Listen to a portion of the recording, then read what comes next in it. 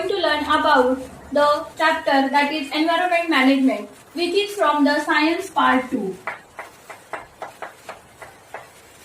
from 10th standard. To move forward environment management, we must have to know some basic concepts, which are that ecology, factors of ecology, food chain and food web, and energy pyramid and trophic level. So students, we see one by one ecology. Already we have seen about that ecology and ecosystem.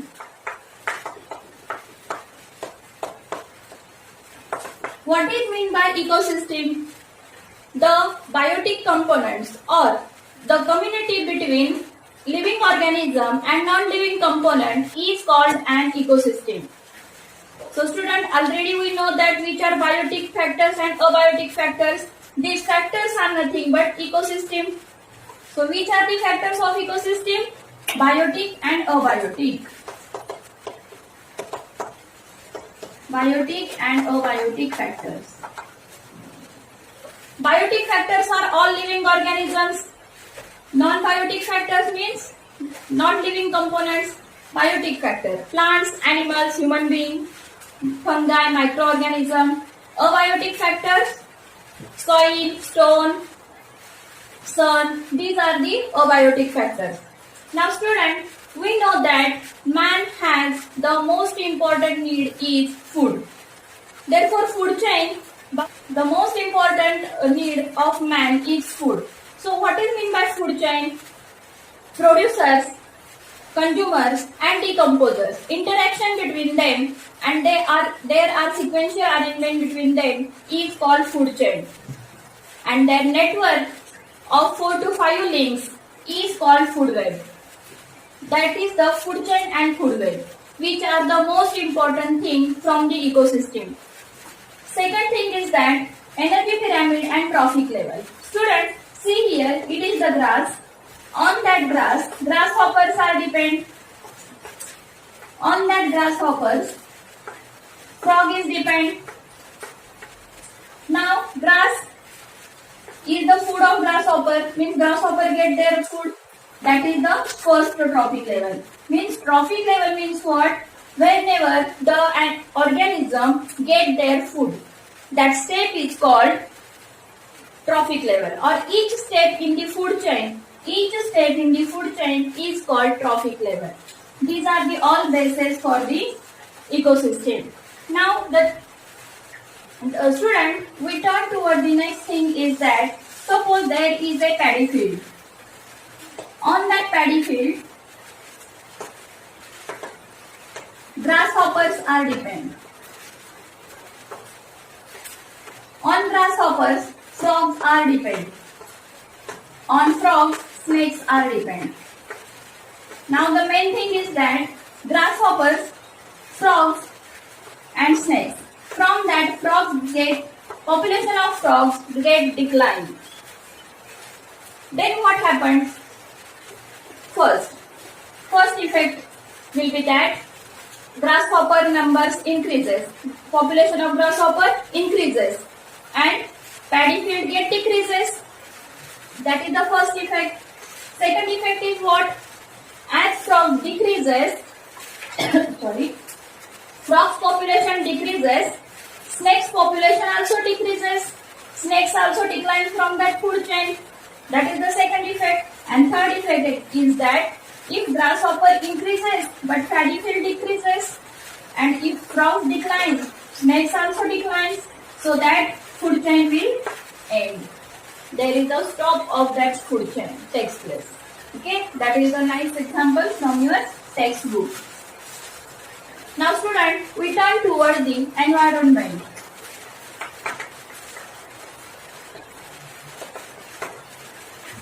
The common thing is environment. Correct? So see student, living organism. Suppose we are living, correct? Yes. Not suppose, we are all living. Living organism, around them, the surrounding is called environment. The biotic and abiotic component around the living thing is called environment.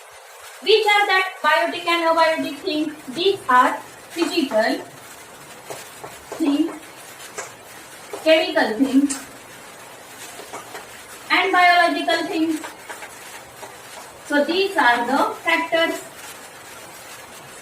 So what is the perfect definition of environment? Environment is a broad concept in which physical, chemical and biological factors are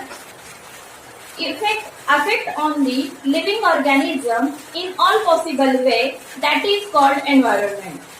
That environment is of two types: artificial environment and natural environment. By looking at that word, you can guess that what is the natural environment and what is the artificial environment. Natural environment includes air, water, soil, all the natural environment. And what is the artificial? That is all about the man-made. By looking at those environment, we can say that natural environment must be affected by the artificial environment. Here, artificial and natural also composing of the biotic and abiotic factors. So study of biotic and abiotic factor is called ecology, and ecology is nothing but the basic functional unit of ecosystem. Basic functional unit of ecosystem. That is the relationship between environment and ecosystem. So students, the biotic and abiotic components acquires definite geographical area to communicate each other, and therefore every region has the different ecosystem levels. Earth is the largest ecosystem in the world. Okay, so students, we turn toward the next, that is whether the biotic factors and abiotic factors are ecology. Then what is the next feature to balance the environment? The next feature to balance the environment is that is nothing but the biogeochemical cycle. That biogeochemical cycle is once again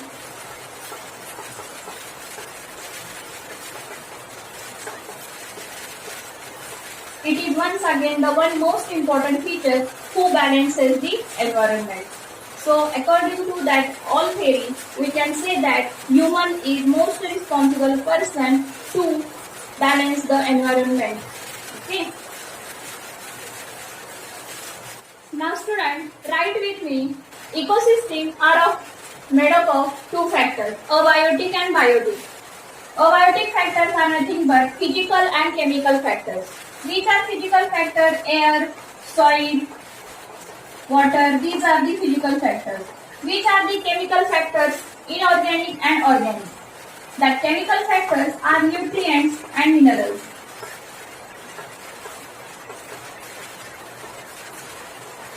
Inorganic factors are which? Oxygen, hydrogen, nitrogen. These are the inorganic factors. Organic factors are which? These are nothing but the fats, carbohydrates, proteins. These are the organic factors. Now we turn towards the biotic factors. Which are the biotic factors? Autotrophs and heterotrophs. Autotrophs means who makes their own food, and heterotrophs which depend on the other for the food. Autotrophs are which? Plants. Heterotrophs are which? These are animals and decomposers. Which animals? These are the primary, secondary and tertiary consumers, while decomposers are bacteria. So that is all about the classification of ecosystem. So student, in exam they will ask any of the boxes. So for example that box, you have to fill that boxes. Okay. Now students, we turn towards the factors affecting on the environment. Now we turn towards the factors affecting on environment. There are two factors, natural factors and man-made factors. Natural factors, we know that flood, drought, earthquake, volcanic eruption, storms, these are all natural factors. Second, man-made factors, pollution, industrialization, construction of bridges, roads, Then pollution, in that soil pollution, water pollution, air pollution, noise pollution, many pollution can be made by the man, and therefore the man-made factors are most important who imbalances the environment. Now students, that are the all factors which are affect on the environment. So in exam they will ask natural factors sorry, natural factor, that is drought, flood. You have to write examples. Man-made factors, you have to write examples. Pollution, environmental pollution means unwanted, unacceptable changes in the surroundings is called environmental pollution. These are the air, water and soil pollution. You know why air pollution is there? Due to man. Why water pollution is there? Due to man. Why soil pollution is there? Due to man. So students, according to air, water and soil, there are also noise pollution also and radioactive pollutions are there. Pollutions are also of two types, natural pollution and artificial pollution. Okay. Now students, we turn towards the what is the effects of radioactive radiation or radioactive pollution. Radioactive pollution. What is meant by radioactive pollution? It is made by the natural and also man-made. Which are the natural? UV and IR radiation. These are the natural radiation, and radiation of X-ray and radiation from the atomic energy plant. These radiations are man-made radiation, and due to that we get many side effects. Which are the side effects or adverse effects? Let us see. First, cancerous ulceration due to X-rays will be happen. Destruction of body tissues will happen. Change in the genes also happens, and adverse effect on the vision also happens. So students, due to radioactive pollution, we can get long-term diseases. That is all about the radioactive pollution. Students, in your textbook there is a chart about air pollution, soil pollution and water pollution. So write their sources, examples in broad manner. Okay. Now we turn towards the how we conserve the environment. The need of environment conservation. Why there is the need of environment conservation? Because if environment is not clean, then human health get affected, and human is responsible person for that unbalanced environment. So, Jivo Jivasya Jivanam. That is the whole thing. Need of environment conservation is what? Forest Conservation Act at 1980 put forth by the government. For any mining activities against the environment without permission of central government, there will be the 15 days imprisonment is given.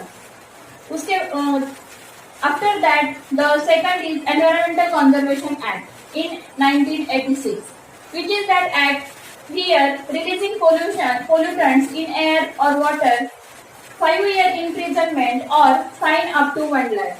These are the two laws, and there are many environmental laws put forth by the government. So students, the two activities are only by man-made. And next, there are many rules. Sound pollution rule in 2000, biomedical waste rule in 1998, and e-waste rule in 2011 was put forth by the government. Students, that is the first part of the environmental management chapter. I hope you understood all that.